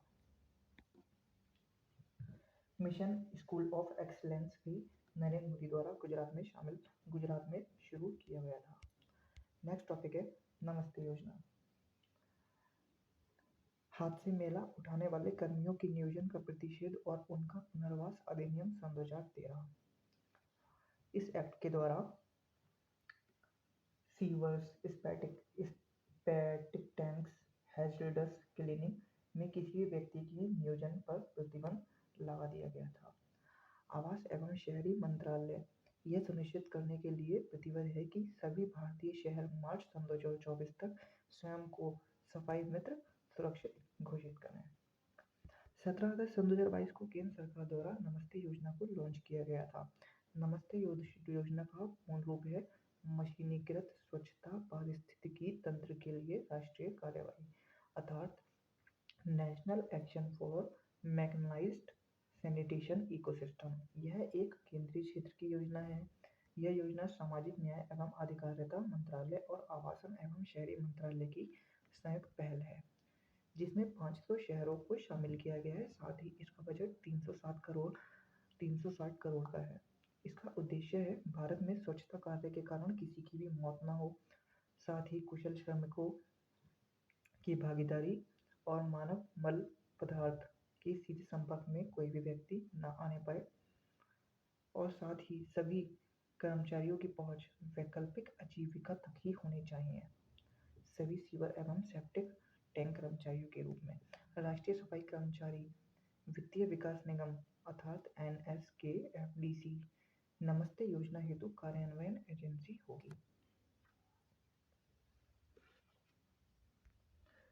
नेक्स्ट टॉपिक है मंडला, पहला कार्यात्मक रूप से साक्षर जिला। यूनेस्को के अनुसार कार्यात्मक साक्षर किसी व्यक्ति की उन सभी गतिविधियों में संलग्न होने की क्षमता को संदर्भित करती है जिसमें उसके समूह और समुदाय के प्रभावी रूप से कार्य करने के लिए साक्षरता की आवश्यकता होती है। अर्थात यूनेस्को द्वारा कार्यात्मक रूप से साक्षर वह व्यक्ति होता है जो अपने समुदाय के प्रभावी रूप से कार्य करने के लिए साक्षर होता है। इसमें हम देखते हैं याद रखने योग्य कौन सी बातें हैं। मध्य प्रदेश का आदिवासी बहुल जिला मंडला कार्यात्मक रूप से पूर्ण साक्षर जिला घोषित किया गया है। ध्यातव्य है कि इस उपलब्धि के साथ मंडला भारत का पहला कार्यात्मक रूप से साक्षर जिला बन गया है। जिला प्रशासन द्वारा महिला साक्षरता और संपूर्ण साक्षरता के लिए वर्ष सन 2020 में मंडला में महिला ज्ञानालय और निरक्षरता से आजादी अभियान संचालित किया जा रहा है। वर्ष सन 2011 की जनगणना के अनुसार मंडला जिले की साक्षरता दर 66.9% थी। मंडला जिले की पुरुष साक्षरता दर 77.5 तथा महिला साक्षरता दर 56.4% थी। यह कोई इतनी खास याद रखने योग्य बात नहीं है। इसी तरह आप ये देखते हैं भारत सरकार द्वारा देश में साक्षरता दर बढ़ाने के लिए क्या क्या प्रयास किए गए। इसमें हमने सब शिक्षा अभियान सन 2001 और 2 लागू किया था। वेस्ट साक्षरता के लिए साक्षरता भारत मिशन लागू किया गया था। इसी तरह राष्ट्रीय शिक्षा नीति और न्यू इंडिया लिटरेसी प्रोग्राम को भी लागू किया गया था। Next topic is smile 75। केंद्रीय सामाजिक न्याय एवं अधिकारिता मंत्रालय द्वारा स्माइल नामक एक अम्ब्रेला स्कीम को लागू किया गया था। स्माइल का पूर्ण रूप है आजीविका और उद्यम हेतु लाभान्वित व्यक्तियों की सहायता, अर्थात support for marginalized individuals for livelihood and entrepreneurs. Smile इस योजना के अंतर्गत दो उपयोजना है। दो उपयोजना में से पहली है ट्रांसजेंडर व्यक्तियों के कल्याण के लिए व्यापक पुनर्वास हेतु केंद्रीय क्षेत्र योजना। दूसरी है भिक्षावृत्ति में संलग्न व्यक्तियों के व्यापक पुनर्वास हेतु केंद्रीय क्षेत्र की योजना। इस योजना का टारगेट 2025-26 है तथा इसमें 100 करोड़ का कुल बजट आवंटित किया गया है। इसके लिए 75 नगर निगमों की पहचान की गई है। यह योजना सामाजिक न्याय और अधिकारिता मंत्रालय के अधीन है। अब हम देखते हैं इस योजना के महत्वपूर्ण उद्देश्य क्या हैं। निरक्षरता और भिक्षावृत्ति की समस्या को दूर करना, शहर के नगरपालिका क्षेत्रों में भिक्षावृत्ति से मुक्त करना। जनगणना के अनुसार भिक्षावृत्ति में संलग्न व्यक्तियों की सर्वाधिक संख्या पश्चिम बंगाल में है। इस दृष्टि में उत्तर प्रदेश द्वितीय स्थान पर है। नेक्स्ट टॉपिक है गतिशक्ति विश्वविद्यालय। गतिशक्ति विश्वविद्यालय में देखते हैं 8 अगस्त 2022 को राज्यसभा द्वारा केंद्रीय विश्वविद्यालय संशोधन विधेयक सन 2022 पारित कर दिया गया था। 16 अगस्त 2022 को राष्ट्रपति की सहमति प्राप्त करने के पश्चात यह विधेयक अधिनियमित हो गया। गतिशक्ति विश्वविद्यालय की स्थापना से सामूहिक रूप से महत्वपूर्ण और विस्तारित कर रहे परिवहन क्षेत्र में प्रशिक्षक प्रतिभा की आवश्यकता की पूर्ति होगी। वर्ष सन 2022 का यह अधिनियम केंद्रीय विश्वविद्यालय अधिनियम सन 2009 में संशोधन करता है। वर्ष सन 2022 के अधिनियम के माध्यम से राष्ट्रीय रेल और परिवहन संस्थान वडोदरा को गतिशक्ति विश्वविद्यालय में परिवर्तित किए जाने का प्रावधान किया गया है। उल्लेखनीय है कि राष्ट्रीय रेल एवं परिवहन संस्थान वर्ष सन 2018 में स्थापित एक डीम्ड विश्वविद्यालय है। यह परिवहन संबंधित शिक्षा, बहुविषयक अनुसंधान तथा प्रशिक्षण पर केंद्रित भारत का पहला विश्वविद्यालय है। नेक्स्ट टॉपिक जगदीप धनखड़, भारत के नए उपराष्ट्रपति। यह 14वें व्यक्ति हैं जो भारत के राष्ट्रपति बने हैं। 6 अगस्त 2022 को 16वें उपराष्ट्रपति का चुनाव संपन्न हुआ था। जैसा कि आप सभी को पता है राज्यसभा में टोटल सीट्स 245 हैं, जिसमें से 12 मनोनीत सदस्य तथा 233 निर्वाचित सदस्य हैं। इसी तरह लोकसभा में 543 सीट्स हैं। इन दोनों सीट्स में टोटल मेंबर्स 788 हैं। जगदीप धनखड़ भारत के 14वें व्यक्ति उपराष्ट्रपति चुने गए थे। जगदीप धनखड़ के बारे में, जिनका जन्म 18 मई 1951 को गांव की थाना झुंझुनू जिला राजस्थान में। नेक्स्ट टॉपिक है बुरहानपुर, पहला हर घर जल प्रमाणित जिला। 15 अगस्त 2019 को 73वें स्वतंत्रता दिवस के अवसर पर प्रधानमंत्री नरेंद्र मोदी ने लाल किले की प्राचीर से अपने स्वतंत्रता दिवस संबोधन में जल जीवन मिशन की घोषणा की थी। जल जीवन मिशन हर घर जल को कार्यान्वित कर रहा है। मिशन जल शक्ति मंत्रालय के अंतर्गत यह संचालित है। मिशन का यह उद्देश्य वर्ष 2024 तक देश के प्रत्येक ग्रामीण घर में नल से पर्याप्त एवं नियमित रूप से शुद्ध जल की आपूर्ति का प्रावधान करता है। 22 जुलाई सन 2022 को मध्य प्रदेश का बुरहानपुर जिला देश का पहला हर घर जिला प्रमाणित जिला बना। उल्लेखनीय है कि अब इसके अतिरिक्त अब गोवा के 2, दादरा एवं नगर हवेली, दमन एंड दीव के 3, अंडमान निकोबार द्वीप समूह के 3 तथा गुजरात के 9, हरियाणा के 22 जिलों को भी हर घर जल प्रमाणित जिला घोषित किया गया है। राज्य स्तर पर गोवा, तेलंगाना, पंजाब, गुजरात, हरियाणा ने राज्य के सभी घरों को 100% नल कनेक्टिविटी प्रदान की है। वहीं केंद्र शासित प्रदेश में पुदुचेरी, अंडमान निकोबार द्वीप समूह, दादरा नगर हवेली में 100% जल कनेक्टिविटी प्रदान की गई है। इसी तरह उत्तर प्रदेश में 37.35% घरों को जल आपूर्ति हेतु नल कनेक्टिविटी प्रदान की जा चुकी है। गोवा पहला हर घर जल प्रमाणित राज्य है। नेक्स्ट टॉपिक है भारत नवाचार सूचकांक। नीति आयोग ने अक्टूबर 2019 में भारत नवाचार सूचकांक के प्रथम संस्करण को लॉन्च किया गया था। इसके 2 आयाम हैं। पहला है इनवेलर्स में 5 स्तंभ हैं: मानव पूंजी, निवेश, ज्ञानकर्मी, व्यापारिक परिवेश, सुरक्षा एवं विधिक परिवेश। दूसरा है प्रदर्शन, परफॉर्मेंस। इसके तहत 2 स्तंभ हैं: ज्ञान निर्गत, ज्ञान प्रसार। इन दोनों को 66 संकेतकों के आधार पर परिभाषित किया गया है। इसमें स्मरणीय तथ्य यह है कि यह इस बार का तीसरा संस्करण है जिसे इंडियन फॉर कॉम्पिटिटिवनेस ज्ञान भागीदारी के रूप में शामिल किया जा रहा है। इसमें 28 राज्य तथा 8 केंद्र शासित प्रदेशों को शामिल किया गया है। राज्य और केंद्र शासित प्रदेशों को 3 श्रेणियों में विभक्त किया गया है, जिसमें पहला है बड़े राज्य, दूसरा उत्तर पूर्वी तथा पहाड़ी राज्य, तीसरा केंद्र शासित प्रदेश एवं शहरी राज्य। चलिए बात करते हैं इसमें। शीर्ष बड़े राज्यों में प्रथम रैंक कर्नाटक ने हासिल की थी, सेकंड रैंक तेलंगाना ने। इसी तरह 5 नॉर्थ ईस्टर्न पहाड़ी राज्य, जिसमें पहली रैंक मणिपुर तथा दूसरी रैंक उत्तराखंड ने हासिल की थी। इसी तरह 5 यूटीज में पहली रैंक चंडीगढ़ तथा दूसरी रैंक दिल्ली ने हासिल की थी।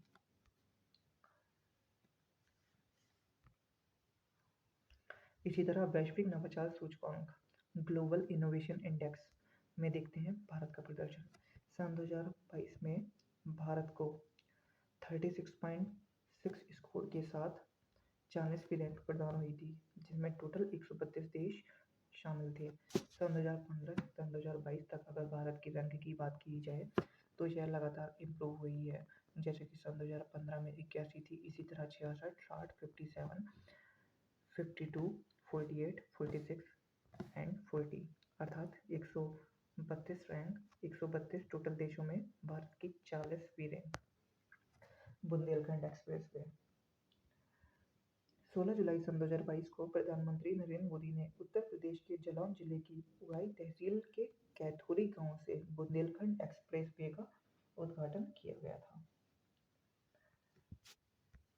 जिसकी अनुमानित लंबाई 296 किलोमीटर है। इसके लिए 14,850 करोड़ रुपए का वित्त आवंटित हुआ था। इसका प्रारंभ चित्रकूट में राष्ट्रीय राजमार्ग 35 पर भरतकूप के निकट एवं समाप्ति स्थान इटावा में ग्राम कुदरेल के निकट है। यह एक्सप्रेसवे 7 जिलों यथा चित्रकूट, बांदा, महोबा, हमीरपुर, जालौन, औरिया तथा इटावा से होकर गुजरता है। कहाँ? चित्रकूट, बांदा, महोबा, हमीरपुर, जालौन, औरिया तथा इटावा। गौरतलब है कि एक्सप्रेसवे के संरेखण पर पड़ने वाली मुख्य नदियों में बागेन, केन, श्यामा, चंदावल, बिरमा, यमुना, बेतवा एवं संगेर शामिल हैं, जो कि इतनी कोई खास इंपॉर्टेंट नहीं है। नेक्स्ट टॉपिक है NIRF अर्थात नेशनल इंस्टीट्यूशनल रैंकिंग फ्रेमवर्क, जिसकी शुरुआत 29 सितंबर 2015 को की गई थी। इसका पहला संस्करण अप्रैल 2016 से जारी हुआ था। सन 2023 वाला इसका 7वां संस्करण है। इसे 4 श्रेणियों में विभाजित किया गया है: समग्र, ओवरऑल, कॉलेज, विश्वविद्यालय एंड रिसर्च इंस्टीट्यूशंस। 7 विषय के साथ, जैसे इंजीनियर, प्रबंधन, फार्मेसी, विधि, चिकित्सा, वास्तुकला तथा दंत चिकित्सा को भी इसमें शामिल किया गया है। इंडिया रैंकिंग्स में पहली बार अनुसंधान संस्थानों को भी रैंक प्रदान की गई है। यह 5 मानदंडों पर आधारित है: शिक्षण, अधिगम एवं संस्थान, अनुसंधान एवं पेशेवर अभ्यास, स्नातक परिणाम, पहुंच एवं समावेशिता और बोध। तो इसमें सबसे इम्पोर्टेंट चीज़ की अगर हम बात करते हैं तो इसमें देखते हैं नेशनल इंस्टीट्यूशनल रैंकिंग फ्रेमवर्क सन 2022 में शीर्ष 10 स्थान प्राप्त करने वाले संस्थान कौन कौन से हैं। इसमें शीर्ष 10 स्थानों में से पहला स्थान IIT मद्रास तथा दूसरा स्थान IISc बेंगलोर ने प्राप्त किया था। इसी तरह IIT बॉम्बे ने तीसरा स्थान प्राप्त किया था। उच्च शिक्षा संस्थान की समग्र सूची में उत्तर प्रदेश के स्थान IIT कानपुर को 5वां स्थान प्राप्त हुआ था। इसी तरह BHU बनारस हिंदू विश्वविद्यालय को 11वां स्थान प्राप्त हुआ था। विश्वविद्यालय की श्रेणी में IISc बेंगलुरु को प्रथम स्थान। इसी तरह दिल्ली में स्थित मिरांडा हाउस को कॉलेज श्रेणी के तहत प्रथम स्थान प्राप्त हुआ था। अनुसंधान संस्थानों में IISc बेंगलुरु को प्रथम स्थान प्राप्त हुआ था। इसी तरह इंजीनियरिंग विश्वविद्यालय में प्रथम एवं द्वितीय स्थान क्रमशः IIT मद्रास एवं IIT दिल्ली को प्राप्त हुए थे। प्रबंधन में IIT अहमदाबाद, वास्तुकला में IIT रुड़की, IISc को आयुर्विज्ञान तथा फार्मेसी में जामिया हमदर्द को, इसी तरह national law of India institute Bengaluru को स्थान प्राप्त किए गए थे। NFSA के लिए राज्य रैंकिंग सूचकांक। NFSA national food security act, इसके तहत SDG 1, SDG 2, SDG 3 तथा SDG 5 को शामिल किया गया है, जो कि SDG 1 गरीबी की बात करता है। इसी तरह SDG 2 भुखमरी, SDG 3 अच्छा स्वास्थ्य तथा SDG 5 लैंगिक समानता। 5 जुलाई सन 2022 को नई दिल्ली में भारत में खाद्य सुरक्षा एवं पोषण सुरक्षा विषयों पर राज्य एवं केंद्र शासित प्रदेशों के खाद्य मंत्रियों के सम्मेलन का आयोजन किया गया था। सम्मेलन के दौरान राष्ट्रीय खाद्य सुरक्षा अधिनियम के लिए राज्य रैंकिंग सूचकांक जारी किए गए थे। यह सूचकांक का पहला संस्करण है। खाद्य एवं सार्वजनिक वितरण विभाग ने इस सूचकांक को विकसित किया गया है। अर्थात NFSA को किसके द्वारा विकसित किया गया है? खाद्य एवं सार्वजनिक वितरण विभाग के द्वारा। सामान्यता श्रेणी में राज्य केंद्र शासित प्रदेशों द्वारा प्राप्त रैंक। राज्य एवं केंद्र शासित प्रदेशों में उड़ीसा को प्रथम रैंक तथा छोटे राज्यों में गोवा को प्रथम रैंक प्राप्त हुई है। इसी तरह सामान्य श्रेणी के अंतर्गत बिहार राज्य को 7वां स्थान प्राप्त हुआ है। विशेष श्रेणी जैसे कि पूर्वोत्तर राज्य, हिमालय राज्य, द्वीपीय क्षेत्र से संबंधित राज्यों में त्रिपुरा को प्रथम स्थान प्राप्त हुआ है। व्यापक राष्ट्र स्तरीय सूचकांक में पहला स्थान ओडिशा को प्राप्त हुआ है। NFSA सन 2013 से 5 जुलाई सन 2013 को राष्ट्रीय खाद्य सुरक्षा नीति को लागू किया गया था। इसके तहत पात्र व्यक्ति प्रति व्यक्ति 5 किलोग्राम खाद्यान्न, जिसमें 3 रुपये किलो चावल, 2 रुपये किलो गेहूं तथा 1 रुपये किलो मोटा अनाज प्राप्त कर सकते हैं। 16वां राष्ट्रपति चुनाव। संविधान के अनुच्छेद 62 के प्रावधान के तहत पदसीन राष्ट्रपति का कार्यकाल समाप्त होने के पहले ही नए राष्ट्रपति का निर्वाचन प्रक्रिया को पूरा करते हैं। राष्ट्रपति का चुनाव अप्रत्यक्ष निर्वाचन प्रणाली के तहत किया जाता है। आर्टिकल 54 के तहत राष्ट्रपति का चुनाव ऐसे निर्वाचक मंडल के द्वारा किया जाता है जिसमें संसद के दोनों सदस्य के निर्वाचित सदस्य, संसद के दोनों सदनों के निर्वाचित सदस्य तथा राज्य की विधानसभाएं, जिसमें राष्ट्रीय राजधानी क्षेत्र दिल्ली और पुदुचेरी की विधानसभाओं को शामिल किया जाता है, के द्वारा किया जाता है। लोकसभा, राज्यसभा एवं राज्य की विधानसभा के मनोनीत सदस्य को राष्ट्रपति के चुनाव में निर्वाचन मंडल के रूप में शामिल नहीं किया जाता है। और राष्ट्रपति का चुनाव आनुपातिक प्रतिनिधित्व पद्धति के अनुसार तथा एकल संक्रमणीय मत पद्धति के द्वारा होता है तथा इनका मतदान गुप्त प्रणाली के द्वारा किया जाता है। अब हम इसमें याद रखने योग्य बातें करते हैं। भारत के नए राष्ट्रपति के निर्वाचन हेतु 16वें राष्ट्रपति चुनाव अधिसूचना 15 जून सन 2022 को जारी की गई थी, जिसमें 16वें राष्ट्रपति चुनाव द्रौपदी मुर्मू को बनाया गया था। इसमें द्रौपदी मुर्मू भारत की 15वीं राष्ट्रपति निर्वाचित हुई थी, जिनको न्यायाधीश NV रमन्ना ने शपथ दिलाई थी। द्रौपदी मुर्मू के बारे में, जिनका जन्म ओडिशा में हुआ था 20 जून 1958, जो संथाल जनजाति से संबंध रखती हैं, और यह प्रतिभा पाटिल के बाद दूसरी भारत की राष्ट्रपति महिला हैं, जो भारत के राष्ट्रपति के पद पर आसीन होने वाली सबसे युवा महिला भी हैं, जिनकी उम्र 64 है। वह भारत की पहली ऐसी राष्ट्रपति हैं जिनका जन्म देश की स्वतंत्रता के बाद हुआ था। वे वर्ष सन 2015 से सन 2021 तक झारखंड की 9वीं राज्यपाल के रूप में भी कार्यरत थी। यह है राष्ट्रपति चुनाव में मतों का गणना, जो कि कोई खास जरूरी नहीं है। नेक्स्ट टॉपिक है पुलमपारा, देश की पहली पूर्ण डिजिटल साक्षर पंचायत। डिजी पुलमपारा योजना की शुरुआत 15 अगस्त सन 2021 को केरल सरकार ने की थी। पुलमपारा कहाँ स्थित है? केरल में। इसमें इंपॉर्टेंट टॉपिक देखते हैं। पुलमपारा को देश की पहली पूर्ण साक्षर ग्राम पंचायत घोषित किया गया है। यह घोषणा भी मुख्यमंत्री पिनरई विजयन ने एक समारोह में की थी। यह ग्राम पंचायत केरल राज्य के तिरुवनंतपुरम जिले में स्थित है। इसी तरह केरल ने केरल फाइबर ऑप्टिक नेटवर्क, जिसे शॉर्ट में केफोन परियोजना की शुरुआत की गई थी। इसके द्वारा जुलाई सन 2022 में भारत सरकार के दूरसंचार विभाग ने केफोन लिमिटेड को इंटरनेट सेवा प्रदाता का लाइसेंस प्रदान किया, जिसके परिणामस्वरूप केरल अपनी इंटरनेट सेवा प्रदान करने वाला देश का एकमात्र राज्य बन गया था। इसी तरह केरल सवारी। उल्लेखनीय है कि केरल सरकार द्वारा लॉन्च की गई एक ऑनलाइन टैक्सी सेवा है। यह किसी राज्य सरकार के स्वामित्व वाली देश की पहली ऑनलाइन टैक्सी सेवा है। नेक्स्ट टॉपिक है अग्निपथ, एक नई रक्षा भर्ती परियोजना।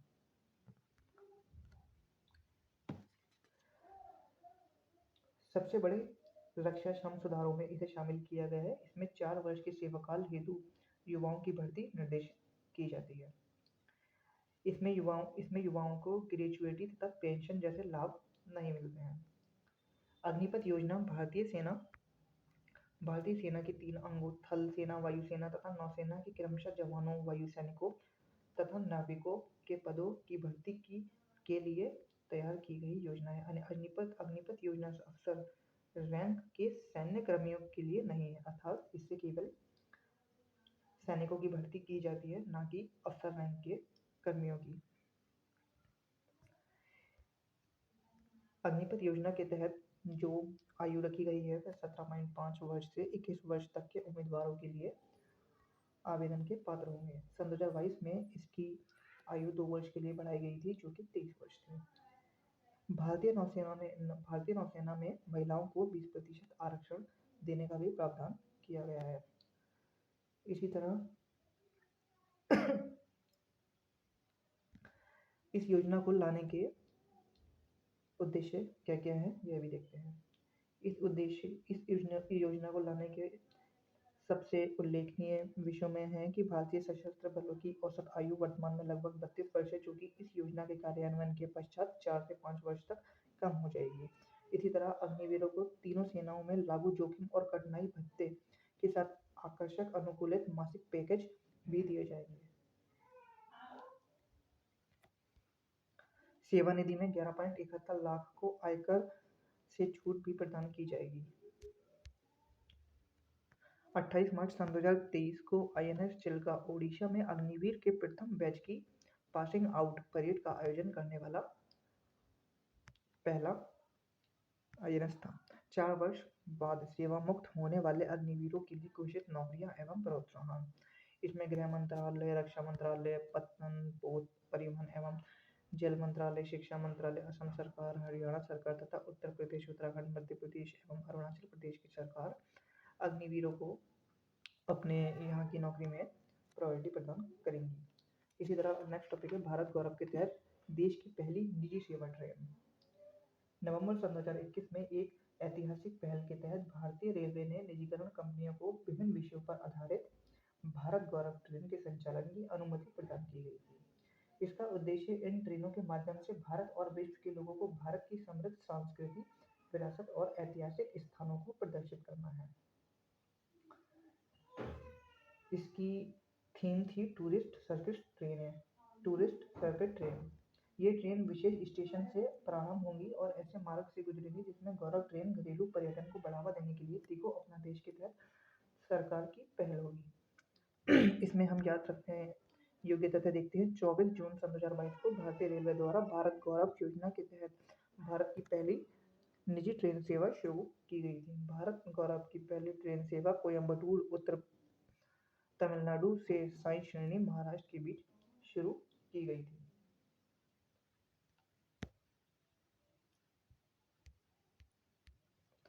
पर्यटन से संबंधित अगली अन्य पहले कौन कौन सी हैं देखते हैं। स्वदेश दर्शन योजना जो कि सन 2014-15 में, प्रसाद योजना जो कि सन 2014-15 में, इसी तरह देखो अपना देश पहल जो कि सन 2020 में लगी। नेक्स्ट टॉपिक है NHAI का निर्माण में गिनीज वर्ल्ड रिकॉर्ड। वार्षिक रिपोर्ट सन 2021-22 के अनुसार देश में राष्ट्रीय राजमार्गों की कुल लंबाई 1,40,995 किलोमीटर हो गई है। यह भारत का सड़क नेटवर्क विश्व का दूसरा सबसे बड़ा सड़क नेटवर्क बन चुका है, जिसकी लंबाई लगभग 63.72 लाख किलोमीटर है। इसे गिनीज वर्ल्ड रिकॉर्ड द्वारा प्रमाणित भी किया जा चुका है। इसी के साथ एक और उपलब्धि जो NHAI ने हासिल की है वो ये है कि NHAI ने बिना रुके विश्व की सबसे लंबी एल्फास्ट बिटुमिनस कंक्रीट सड़क का निर्माण करने में भी सफलता प्राप्त की है। इससे पहले यह रिकॉर्ड दोहा कतर के नाम पर गिनीज वर्ल्ड सन 2019 में दर्ज था। नेक्स्ट टॉपिक है राज्य खाद्य सुरक्षा सूचकांक। फसाई द्वारा प्रतिवर्ष जारी किया जाता है। प्रथम संस्करण सन 2019 में खाद्य सुरक्षा दिवस 7 जून के अवसर पर जारी किया था। अर्थात 7 जून को कौन सा दिवस मनाया जाता है? विश्व खाद्य सुरक्षा दिवस।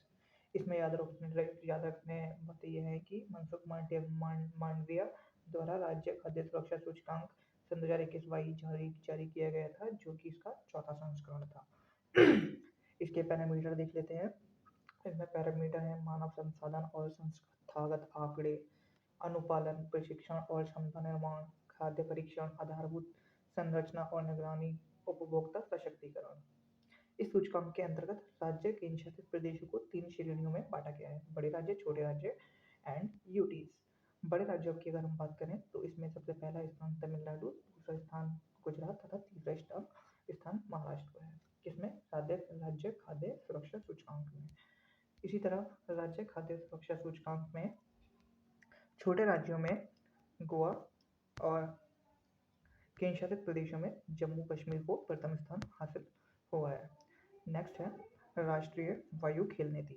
एयर स्पोर्ट्स, जैसा कि नाम से ही पता चलता है, इसमें हवा के माध्यम से जुड़ी हुई विभिन्न गतिविधियां शामिल हैं। इसमें air racing, aerobatics, aero modelling, hang gliding, paragliding, para motoring और स्काई डाइविंग आदि खेल शामिल हैं। 7 जून सन 2022 को केंद्रीय नागर विमानन मंत्री ज्योतिरादित्य सिंधिया ने राष्ट्रीय वायु खेल नीति सन 2022 को लॉन्च किया है।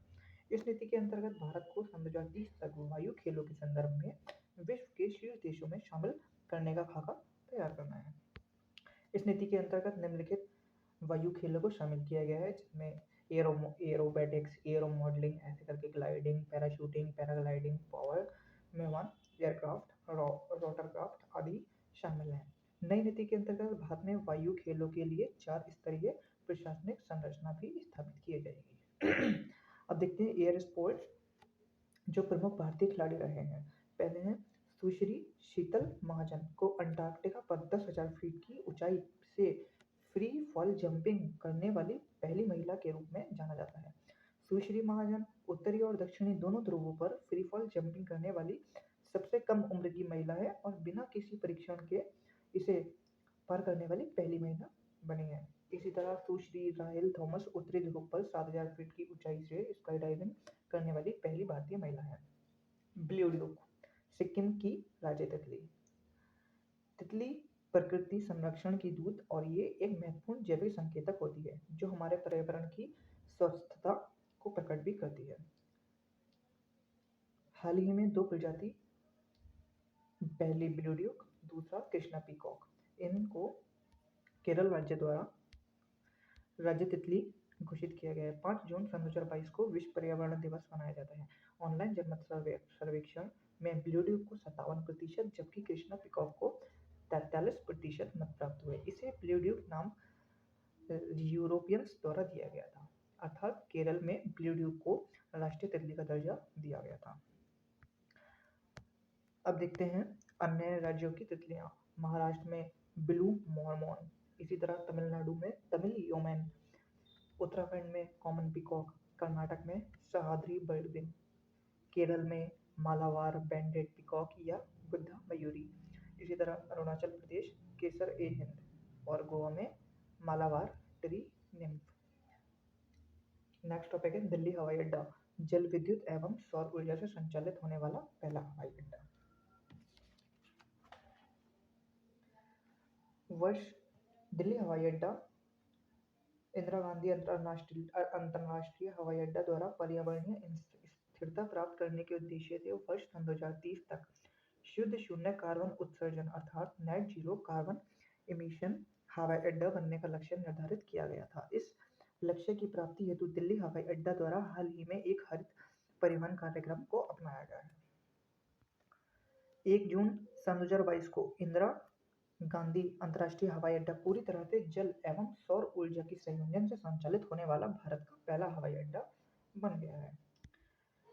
इसके अलावा ये देखते हैं कोचीन अंतर्राष्ट्रीय हवाई अड्डा विश्व का प्रथम सौर ऊर्जा चलित हवाई अड्डा बना है।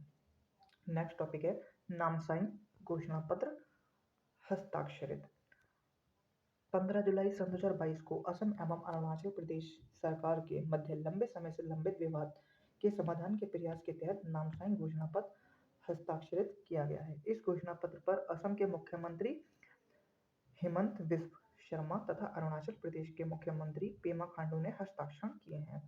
यह घोषणा पत्र नामसाई अरुणाचल प्रदेश में हस्तांतरित हुआ। इसका उद्देश्य दोनों राज्यों में 123 गांवों से संबंधित सीमा विवाद को न्यूनीकरण करना है।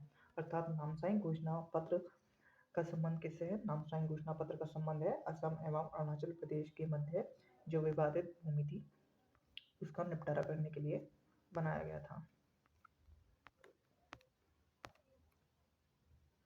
इसी तरह हमारे राष्ट्रीय परिदृश्य के टॉपिक खत्म होते हैं और नेक्स्ट टॉपिक हम स्टार्ट करेंगे अंतर्राष्ट्रीय परिदृश्य।